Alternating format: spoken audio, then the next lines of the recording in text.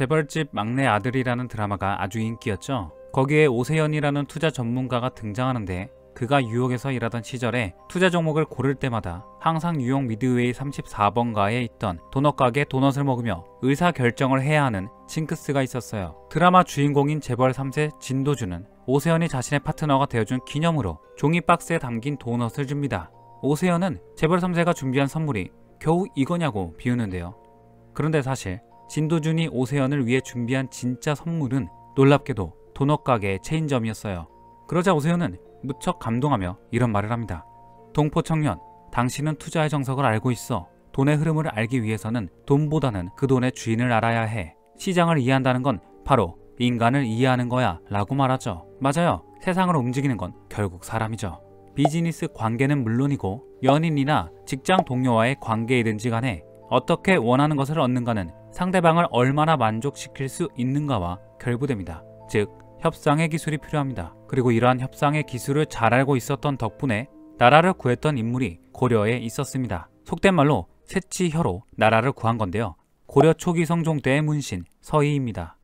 서희의 활약을 제대로 이해하기 위해서는 당시 동북아시아의 국제 정세에 대해 반드시 알아야 합니다. 당시 중국 대륙은 송나라가 5대 10국으로 분열된 중국 본토를 통일해 기름진 땅을 차지하고 있었고 대륙의 북동쪽에선 거란족의 여러 지적들 중 하나에 불과했던 부족장 야유라보기가 다른 부족들을 제압하고 옛 고구려의 땅을 차지했고 내친 김에 중국 본토까지 위협하고 있던 상황이었습니다. 그때 당시 고려는 전통적으로 송나라와 동맹을 맺고 요 나라를 멀리했습니다. 송나라의 선진 문물은 달콤했고 요 나라는 오랑캐에 불과하다고 생각했기 때문이죠. 한편 요 나라는 중국 본토가 욕심이 났지만 송나라를 공격하는 데 올인할 수 없었습니다. 송나라의 동맹국인 고려가 뒤통수를 후려칠까봐 두려웠죠. 그러던 어느 날 요 나라와 고려의 국경 사이에서 살던 여진족들 중에 고려가 복속시킨 여진 부족으로부터 급한 전갈이 도착합니다. 거란의 장군 소선영이 대군을 이끌고 고려의 국경을 넘어오고 있다는 소식이었죠. 소선영은 고려의 옛 땅은 모두 거란의 것이고 고려가 그 영토를 침범하고 있으니 80만 대군을 이끌고 땅을 찾으러 왔다며 고려의 왕은 자신에게 엎드려 절하며 항복하라고 협박했어요. 80만 대군이라는 소리에 겁부터 집어먹은 조정 대신들은 어이없게도 항복부터 할 생각을 해요. 그냥 항복하던가 고구려의 옛 영토였던 서경까지 떼어주고 항복하던가 어찌됐든 항복하자고 주장합니다.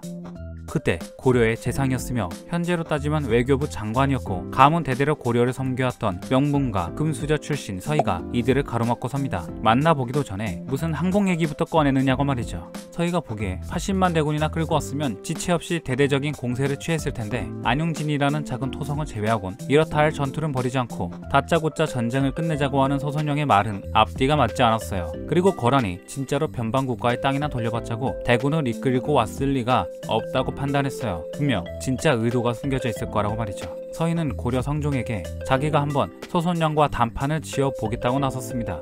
성종은 실패도 본전이니 목숨 걸고 나서는 서희를 직접 배웅해줍니다. 서희는 말을 타고 호련단신으로 소선영의 진영으로 달려갔습니다. 그냥 무턱대고 달려간 게 아니라 비장의 패를 품에 숨기고 말이죠. 처음에는 소선영이 서희를 매우 업신 여기며 맞이하자 서희는 본격적으로 협상의 기술을 사용하기 시작했습니다. 숙이고 들어가면 절대로 원하는 것을 얻을 수 없다고 생각한 서희는 고개 빳빳이 들며 대화하기 싫음 말고를 시전하며 손님용 막사로 들어가 버렸습니다. 그러자 소선영이 그래도 서로 대화는 해봐야 하지 않느냐고 설득했고 서희는 못 이기는 척하며 협상 테이블로 나서죠. 소선영은 했던 말을 또 되풀이했습니다. 고려는 신라의 옛 땅에서 생겨났고 요 나라는 고구려의 땅에서 나라를 건국했으니까 옛 고구려 땅은 다 자기네 거라고 말이죠. 서희도 지지 않아요. 고려는 고구려를 계승했기 때문에 국호도 고려라고 지었고 수도도 옛 고구려의 서울인 평양으로 정한 것이라고 따집니다. 소선영은 서희의 당당한 기운에 흠칫 놀랍니다. 서희 이 녀석 보통 내기가 아니구나 라고 생각했던 거죠. 하지만 여기까지의 대화는 자기가 가진 패를 숨긴 채 상대방의 의도를 떠보는 탐색전에 불과했습니다. 대화의 핵심에서 고구려 계승이니 신라 계승이니 하는 명분론은 중요한 게 아니었어요. 서로 진짜 패는 까지 않은 채로 시간만 허비할까봐 초조했던 소선영은 숨겨왔던 속내를 내비칩니다. 도대체 왜 사이좋게 땅을 맞대고 있는 자기네 거란은 상대하지 않고 송나라와 친하게 지내냐고 말이죠. 그렇습니다. 처음부터 요나라는 고려와 싸울 의도가 전혀 없었습니다. 요나라의 진짜 적은 송나라였고 그런 송나라와 친한 고려가 자신들의 후방을 칠까봐 겁이 났을 뿐이었던 거죠. 그렇다고 요나라에게 고려와 전면전을 치른 다음 연이어 송나라와 전쟁을 벌일 여유는 없었습니다. 요나라가 진짜 전쟁을 벌이려고 하는 것이 아니라 고려에게 자신의 편이 되어달라고 하는 것임을 깨달은 서인은 하나를 내어주고 둘을 얻어내는 신의 한 수를 두는데요. 서인은 갑자기 고려도 거란도 아닌 제3자를 끌어들입니다. 바로 두 국가 사이에서 부족 단위로 흩어져 살고 있던 여진족 말이죠. 당시 여진족들은 고려와 요나라의 국경 사이에서 부족별로 흩어져 살고 있었는데 서인은 고려가 소순령의 요구대로 요나라의 편에 서는 대신 이 여진족들을 쫓아내고 그 땅을 고려가 관리하게 해달라고 제안합니다. 그렇게 해서 얻어낸 땅이 그 유명한 압록강 동쪽의 군사적 요충지 강동육지입니다.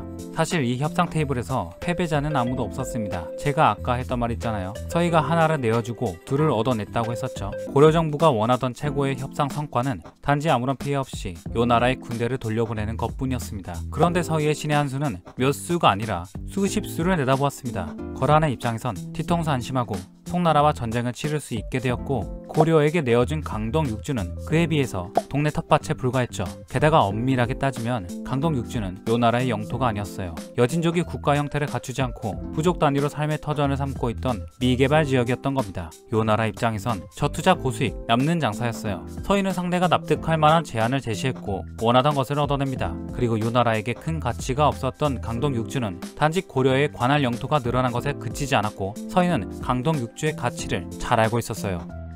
서인은 외교 담판에서의 승리에 안주하지 않았습니다. 협상이 끝나자마자 또다시 강동육주로 불이 났게 달려간 서인은 미개발 지역이었던 강동육주에 성을 쌓으며 군사적 요충지로 탈바꿈시켰고 단 2년 만에 완공시킵니다. 서희가 이토록 서둘렀던 이유는 요나라가 송나라와의 전쟁을 마친 이후에 벌어질 일을 대비하려고 했기 때문이죠. 요나라는 서희의 예측대로 송나라와의 전쟁에서 승리해 동북아시아의 주도권을 쥐게 되었고 거란의 칼날은 다시 고려를 향했습니다. 요나라도 이번만은 진심이었어요. 강동육주의 군사전략적 위치는 뒤이어 일어난 거란의 두 번의 침입을 막아내는 데 있어 큰 힘이 되었습니다.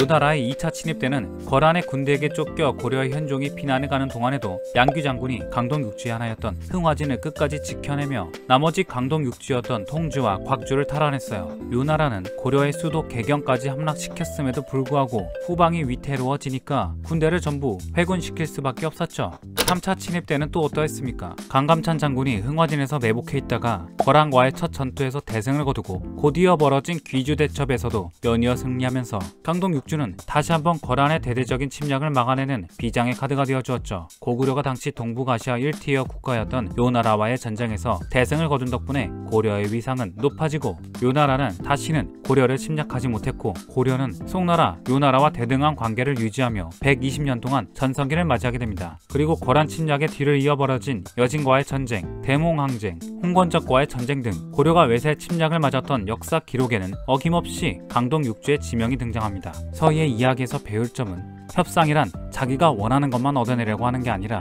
서로가 윈윈하는 방법을 찾아내는 것이라는 겁니다. 상대방이 받아들일 만한 딱 그만큼의 제안을 하고 자기가 원하는 걸 얻어내는 거죠. 그리고 협상의 핵심 재료는 화려한 언변술이 아닌 상대방을 보는 정확한 눈입니다. 상대방이 왜 저런 말을 하는지, 숨겨진 의도는 없는지를 파악하며 자기의 패는 나중에 보여주는 거죠. 자신이 가진 패를 믿고 당당하게 행동하면서도 냉철하고 섬세하게 상대를 관찰했던 서희의 이야기는 지금의 현재를 살아가는 우리에게도 큰 도움이 될 거라고 믿으며 이번 영상을 마칩니다.